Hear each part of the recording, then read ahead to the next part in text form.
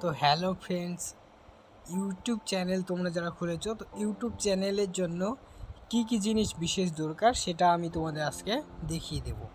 তো YouTube channel থাকলে অবশ্যই তোমার ওয়াইটি স্টুডিও থাকতে হবে।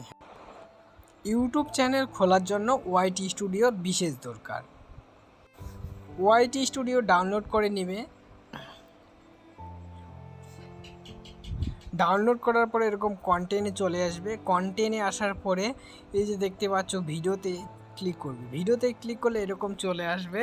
এই ওয়াইটি স্টুডিওর সাহায্যে তোমরা এখান থেকে এই যে টাইটেল দিতে পারবে, ডেসক্রিপশান দিতে পারবে, এবং এইখান থেকে তোমরা থাম্বনেল চেঞ্জ করতে পারবে। এই যে তোমাদের দেখিয়ে দিচ্ছি, এই যে পেনটা দেখতে পাচ্ছ, এই পেনে ক্লিক করলে তোমরা তোমাদের থাম্বনেল চেঞ্জ করতে পারবে। এই যে চেঞ্জ বটনে ক্লিক করলে হয়ে যাবে।